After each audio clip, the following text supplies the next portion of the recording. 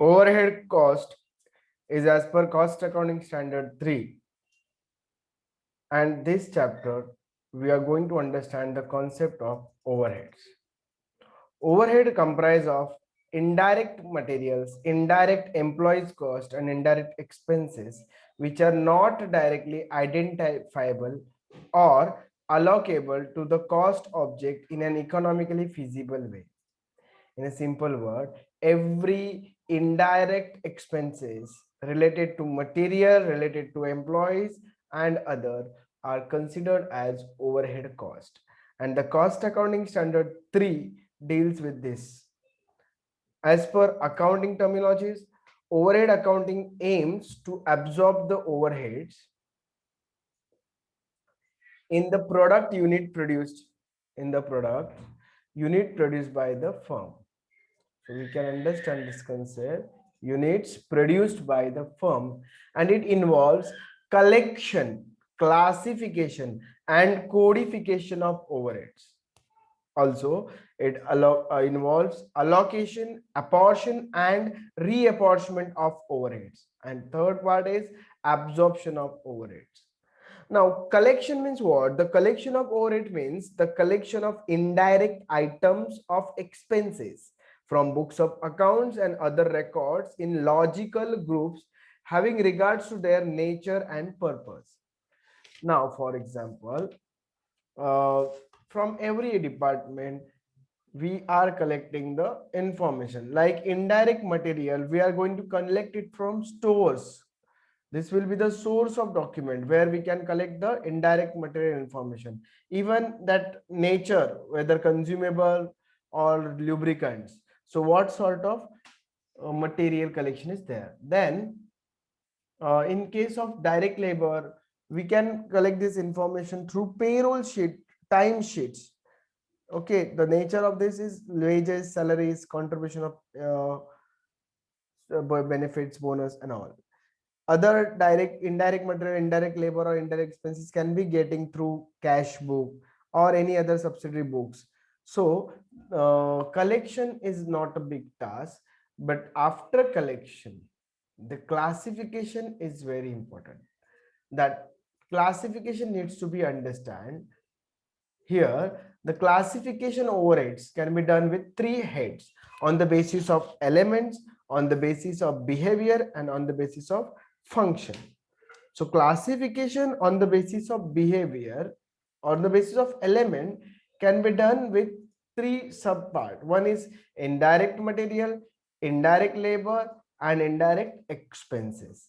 So we know already what which is not covered under direct material and direct labor should be the part of indirect one. Then on the basis of behavior, either it will be fixed or variable. So on the basis of functions, it can be distributed among five heads. One is production function, or we can say it manufacturing or factory or works overhead. This function is sub name with different heads: production, manufacturing, factory, or works overhead.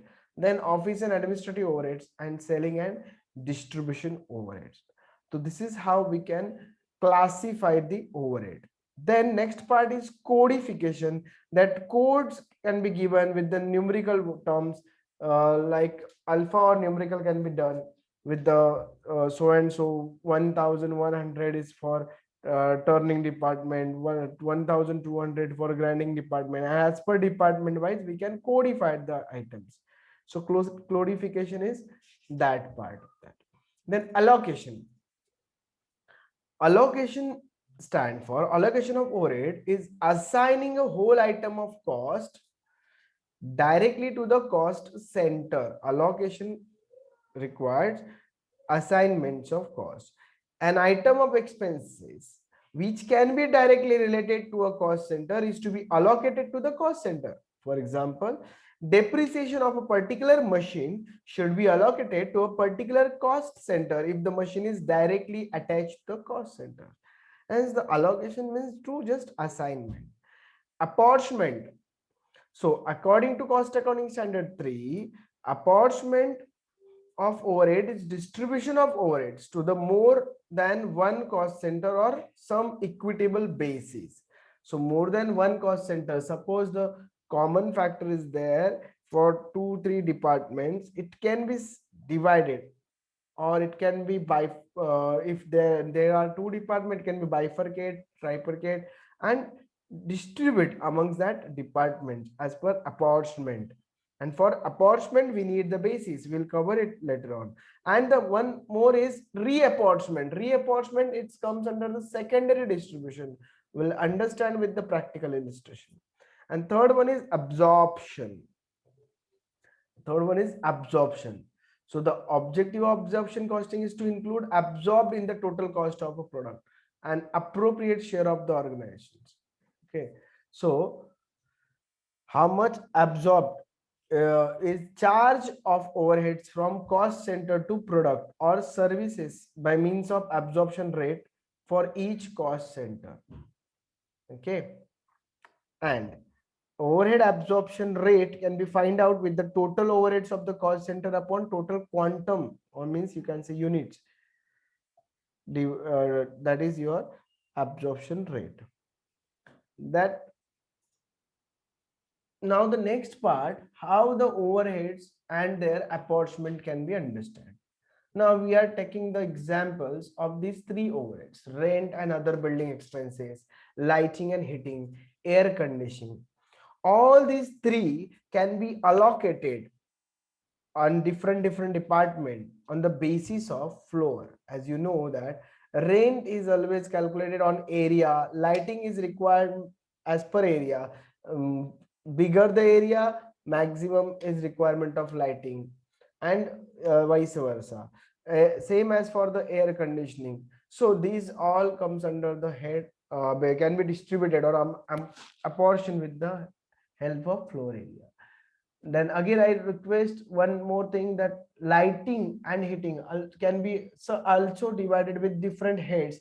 If there is given the unit points or your meter reading is there, then about perquisites or labor welfare expenses or supervision or personal office, all these overheads should be distributed or apportioned on the basis of number of workers. So the perquisites are facility or benefits are provided to the employee by the employer. Instead of directly payments, it is being the facility or benefits. So that should be divided as per the number of workers. Even labor's welfare expenses like canteen facility, then supervisor are working on so and so number of workers, and personal office. So personal office, number of employees. Then again the next part of overhead is compensation to worker. Compensation means the payment given or the anything given on basis of their positions, like holiday pay, ESI, employee state insurance plan, or PF contribution or perquisites. And this is at different juncture.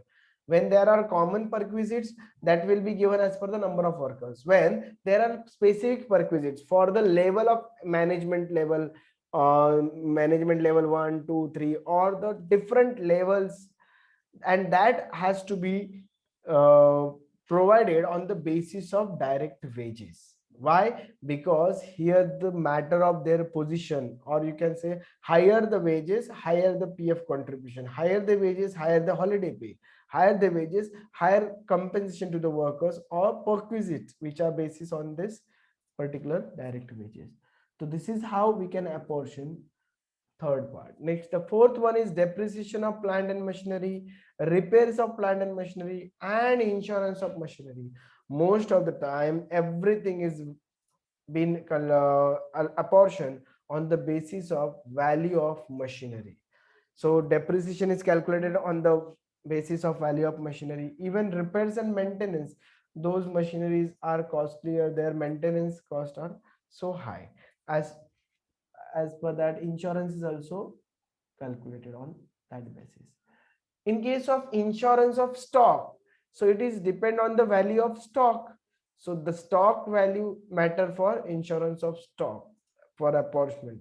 And the lighting expenses, if the specific information is given, then it has to be distributed among number of light point or area or meter read. Already this area has been covered in floor space. Floor place is also called as area. Then electric power can be distributed as per horsepower of machine or number of machine hours or value of machine or unit consumed. So which information is provided and which information is missing, we can use the exact information.